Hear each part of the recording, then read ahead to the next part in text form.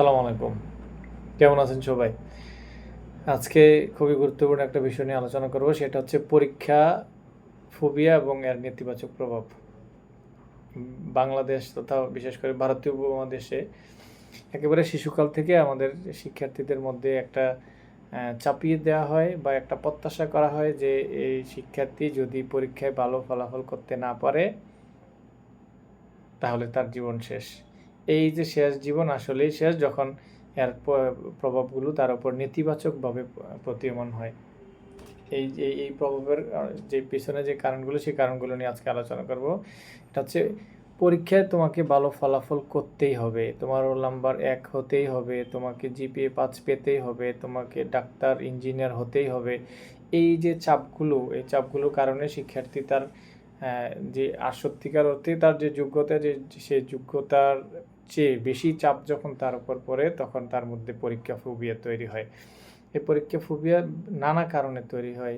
পারিবারিক চাপ থাকে, পরিবার চায় তার সন্তান ভালো ফলাফল করুক, ভালো বিশ্ববিদ্যালয়ে পড়ুক, তার রোল নাম্বার 1, 2 এর মধ্যে থাকুক, সে জিপিএ 5 পাক, গোল্ডেন এ প্লাস পাক, ভালো একটা জব পাক, সে ডাক্তার হোক, ইঞ্জিনিয়ার হোক, সে স্কলারশিপ নিয়ে বিদেশে পড়াশোনা করতে যাক।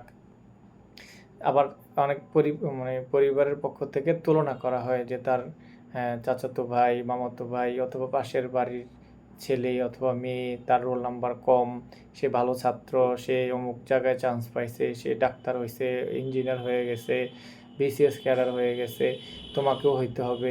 এই একটা চাপ থাকে। আবার তুলনা করা হয় স্কুলেও অনেক অনেক প্রতিষ্ঠান শিক্ষার্থীদের, ভালো শিক্ষার্থীদের আলাদাভাবে দেখে, দুর্বল শিক্ষার্থীদের কম্পেয়ারলি তাকে নেতিবাচকভাবে উপস্থাপন করে, হেয় প্রতিপন্ন করে।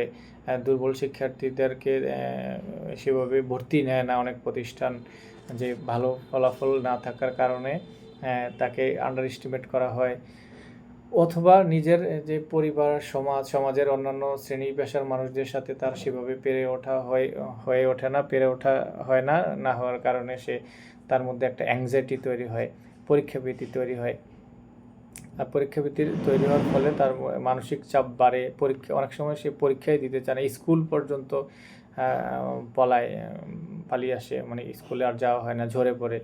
তো এই ঝরে পড়ার পিছনে কারণ শুধু একটাই না, সেই পরিবার থেকে শুরু করে সামাজিক চাপ, তারপরে পারিবারিক চাপ, প্রাতিষ্ঠানিক চাপ, ব্যক্তিগত তার সহপাঠীদের পক্ষ থেকে চাপ থাকে। এই সবগুলো চাপ তার উপর নেতিবাচকভাবে পড়ার কারণে সে কিন্তু পড়াশোনার মধ্যে খেয়েই হারিয়ে ফেলে, সে ভালো ভাবে নিজেকে সেভাবে মেলে ধরতে পারে না, তার যে সত্যিকার অর্থে মেধা, সেই মেধা বিকশিত হয় না। এই কারণে আমি যেটা আমার পরামর্শ, যদি আপনারা যারা গার্ডিয়ান রয়েছেন তাদের আপনার বাচ্চাকে যদি সত্যিকার অর্থে তার যে সত্যিকার কম্পিটেন্সি রয়েছে, কম্পিটেন্সি কাজে লাগাতে চান, তাহলে সন্তানকে সময় দিন, তাকে কারোর সাথে তুলনা করবেন না, শুধু ফলাফল না, তার চেষ্টাকেও মূল্য দিন। সে যে চেষ্টা করছে ভালো করার জন্য, সেই চেষ্টাকে মূল্য দিন, তাকে মোটিভেট করুন, উৎসাহিত করুন, তাকে ভালোবাসুন।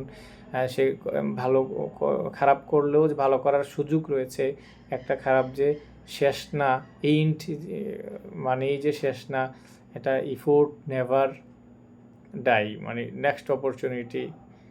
এই বিষয়গুলো তাকে বোঝানোর চেষ্টা করুন, তাকে হেয় প্রতিপন্ন না করে তাকে সুযোগ করে দিন ভালো কিছু করার। ধন্যবাদ সবাইকে। আসসালামু আলাইকুম।